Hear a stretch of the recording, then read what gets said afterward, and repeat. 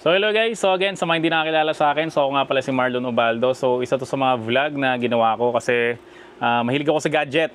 So meron ako isang vlog which is printing business. So sa mga gusto mag-start ng kanilang printing business, so pwede mo kaming hanapin sa aming page, The Printing Shock sa may FB, para makapagsimula ka rin ng business mo. No? So malay mo, yan rin na maging daan para mabili mo rin yung mga gusto mong gadget sa buhay mo. No? Kasi dyan ako kumukuha guys ng pambili ng mga luho ko talaga.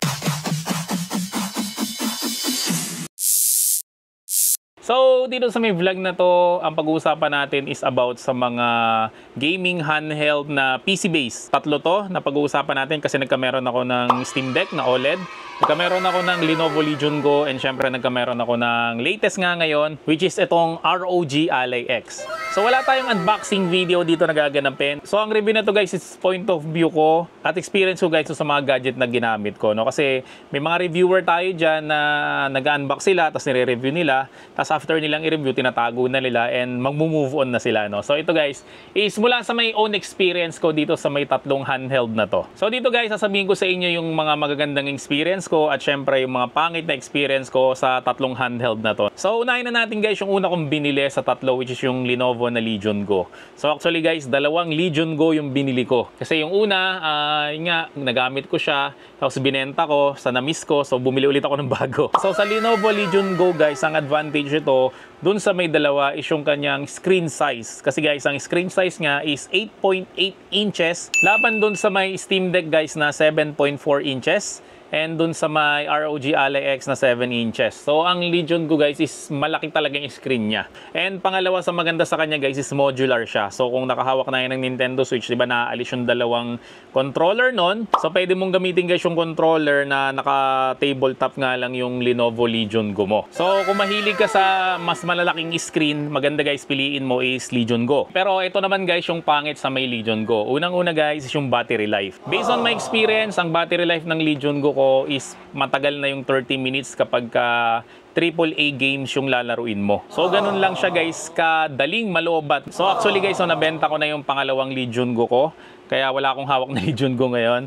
So yun rin yung nagreklamo nung binentahan ko. Akala niya sira yung Legion Go kasi ang bilis lang raw malobat. Which is ganun talaga. So sinubukan ko rin siyang lagyan ng Bassite na OS. Same result pa rin. No? So mabilis pa rin siyang malobat. So maganda guys ang Legion Go kung malapit ka lang sa power outlet. Or magdadala ka guys ng power bank na 65 watts ang kanyang charging speed. No? Mukha nga nung sinabi nung tropa natin, ang Legion Go raw is parang laging naka-dextrose. Lagi siya guys may kasamang charger dapat. So pangalawa guys na hindi ko nagustuhan sa Legion Go is yung kanyang OS. No? So bukod nga sa may Windows siya na hindi naman talaga siya naka-design para sa mga handheld kasi nga medyo maliit siya, pag ita-touchscreen mo siya, is yung kanyang Legion Space na tinatawag, no? So, sa Legion Space na yun, guys, kumbaga guys, yun yung pinaka-Steam OS ng Legion Go, no? So, nandoon yung mga games, pwede kang mamili doon, nandoon yung mga settings, etc., etc. No? Kaso, ang problema ng Legion Space na yun, guys, halos di ko rin siya nagagamit. Kaya nga, ininstallan ko siya ng Bassite kasi yung Legion Space, guys, is hindi pa siya ganun kapulido. Dalawang Legion Go na yung nabili ko, pero halos hindi ko talaga, guys, nagamit yung Legion Space niya. At again, guys, kung bibili ka ng Legion Go, dapat lagi kang malapit sa power outlet. Ano kaya lagi kang may dalang power bank kasi nga lagi siyang nalulobat. So pangalawa naman natin guys pag-uusapan is yung Steam Deck. So ang Steam Deck guys, yan talaga yung nagpa-uso ng ganitong klase ng handheld which is yung PC gaming handheld. Tapos marami na lang guys naggayahan sa kanya. So sa Steam Deck naman guys na OLED. Okay, OLED guys yung pinag-uusapan natin, hindi yung unang labas ng Steam ha. Siyempre unang-unang maganda dyan is yung screen niya. Kasi nga OLED siya guys. So pangalawa guys na gustuhan ko sa kanya is syempre yung battery life niya. So ang battery life guys ng Steam Deck is umaabot siya guys ng 2.5-3 hours sa mga AAA na game. So hindi ka na masyadong nag-aalala na baka malobatan ka ng battery habang naglalaro ka. So pangatlong nagustuhan ko guys sa Steam Deck is yung kanyang presyo. So kung kukumpara mo guys ang Legion Go, ang Steam Deck at syempre ang ROG Ally X,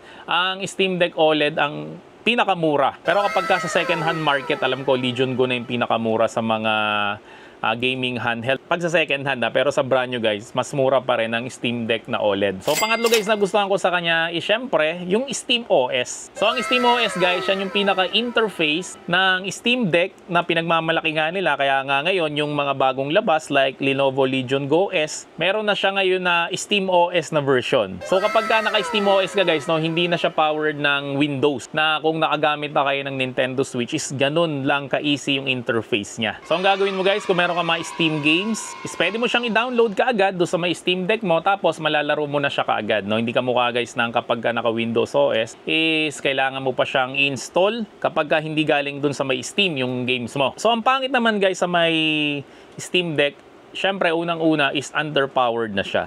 No, so hindi siya kasing lakas ng Lenovo Legion Go at syempre ng ROG Ally X. So yung mga games mo dito is medyo mas mababa yung quality na malalaro mo. Okay, kung sa Lenovo Legion Go is naka medium to high ka, dito sa may Steam Deck OLED is dapat naka low ka lang. So pangalawa guys, kung hindi mo i-modify yung Steam Deck mo, ay naka-stack ka lang talaga guys sa mga Steam game. Hindi ka pwedeng mag-install ng ibang games bukod sa mga games na nasa Steam. Eh syempre yung iba, nagtitipid sila. Nagda-download sila guys ng mga Jack Sparrow na mga games or mga pirated na mga games, no? So hindi mo guys pwedeng gawin yun sa may Steam Deck kapag di mo siya i-modified. So ang pangatlo naman natin guys ay ito naman nasa akin ngayon, which is yung ROG Ally X. So ito guys, kung bakit ko to nakuha ay marami akong sinuwap dito. So sinuwap ko yung Steam Deck OLED ko, sinuwap ko yung Pixel ko, yung Nintendo Switch ko, sinuwap ko lahat yon para makakuha ko nito, no? Kasi second hand lang rin naman to. And 2 TB yung capacity niya. And syempre, meron siyang D-brand na case. Yan. Itong case pa lang to, mahal to. Mga 7,000 na yung case na agad nito. Kaya siguro hindi naman ako lugi doon, di ba? So, para sa akin, pag pinag-combine mo yung power ng Lenovo Legion and yung battery life nung Steam Deck is ito yung kalalabasan. Meron siya guys na 80 watt-hour na battery. So, matagal talaga siyang malobat. So, yung AAA games dito, siguro aabot ng mga 3 hours. So, mas matagal siya guys malobat kaysa sa may Steam Deck OLED. So, hindi ka na guys nito i-stock sa power outlet or sa power bank. Pangalawa guys, is yung kanyang VRR. So, nung una, hindi ko maintindihan kung ano yun eh. Pero nung kinumpare ko siya guys, yung side by side nung Lenovo Legion Go at ito, makikita mo talaga na mas smooth talaga yung games dito kaysa sa Lenovo Legion Go. Kasi yung power ng Lenovo Legion Go at ng ROG Ally X, pareho lang sila. Kasi guys, pareho sila na naka Z1 Extreme. Pero ito guys is 24 gig yung kanyang RAM. Hindi kamukha ng Lenovo Legion Go na naka 16 lang yung kanyang RAM. Tapos, pangatlo dito guys na nagustuhan ko sa kanya kahit na hindi siya naka SteamOS. Diba sa may Lenovo Legion Go is meron siyang Legion Space. So, ito naman guys, meron siyang Armoury Crate. So, para ka na rin guys naka SteamOS. Pero, hindi ka guys naka-stack sa Steam. Kasi pwede kang mag-sign up sa may PC Game Pass na binabayaran mo lang ng 175 pesos per month. At pwede ka na guys mag-download. Siguro mga 400 games ang pwede mong i-download na provided nga ng Xbox na Game Pass. Kasi medyo mahal talaga guys bumili ng mga games. Yung iba naman, ganun nga sila. So, nagda-download sila ng mga pirated. Pero ako rin naman guys, nung bata rin naman ako, ganyan rin naman ako, no? Nagda-download rin ako ng mga pirated na games. Pero nung tumanda na ako at nakakilala ako ng mga game developer, no? So, parang nahiya na ako sa balat ko na mag-download ng ganun. Kasi sobrang hirap pala guys ng ginagawa nila, no? Tapos, pinipirata lang. Or in short guys, is parang illegal mo na kinukuha yung mga games. Nung nakita ko yun guys, no? Hindi ko na talaga maatim na mag-download ng pirated games. Kasi nga, grabe yung hirap ng mga developer para gawin yung mga games na yon para lang ganunin natin sila. And pangalawa guys, no, pag hindi kumita guys yung mga game developer na yon, baka hindi na guys masundan yung games na ginagawa nila. So ito guys yung Armoury Crate, yan yung ganyan itsura niya, no? So dito guys halo-halo na yung mga games na nandito. So meron ako ditong 70 plus na games. So, nandito na yung sa may Steam games ko and syempre yung mga dina-download ko sa Xbox na Game Pass, nandito na rin siya. No, so, sama-sama na siya dyan. So, ano naman ba yung negative dito sa may ROG Ally X? Ito yung pinakamahal sa tatlo kasi sa ngayon, ang brand new price ng 1 terabyte nito is 55,000. Ganun siya kamahal. Ang Lenovo Legion Go, ang brand new price yata ngayon is 45,000.